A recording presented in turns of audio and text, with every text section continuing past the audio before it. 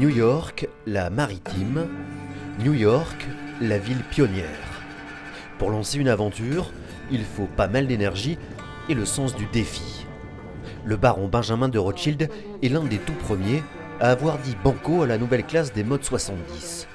Après 15 mois de préparation, Sébastien Josse est au pied du mur de l'Atlantique. Oui, ça va être une course intense du fait qu'il y a du vent assez fort à des angles assez bas. On va naviguer au portant dans de la mer et du vent relativement fort. Donc il va falloir trouver la limite entre vitesse et enfournement. Ça sera celui qui aura le mieux géré ces conditions-là. Mais peut-être que le fait d'être à l'attaque tout le temps, ça pourra faire aussi que ça passe.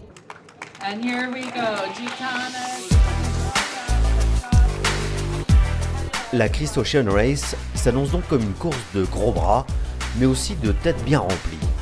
Démonstration sur la ligne de départ avec un timing parfait de Groupe Edmond de Rothschild qui profite d'un petit coup de pouce d'Éole pour prendre la tête de la flotte devant Manhattan. Le fait que ce soit des monotypes, ça va nous obliger à batailler du début à la fin, ça c'est évident. Et puis la situation météo qui a priori est plutôt favorable aux premiers bateaux qui sortiront de la baie, ça va mettre d'autant plus d'enjeux pour ce petit parcours qui va nous permettre de sortir de la rivière de New York, quoi.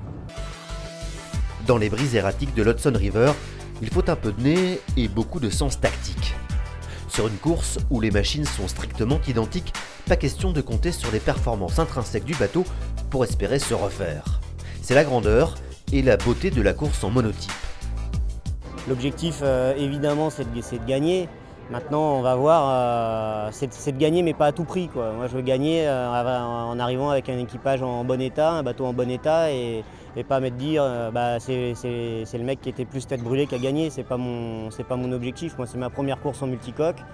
J'ai envie qu'elle soit belle, qu'elle se finisse bien, et un podium, ça serait déjà super. Une victoire, ça serait magnifique. Et voilà. Par contre, j'ai envie de me dire que j'ai pas fait n'importe quoi sur la Transat. En passant le pont du Verrazzano, Groupe Edmond de Rothschild quitte définitivement New York pour affronter le grand large et son destin.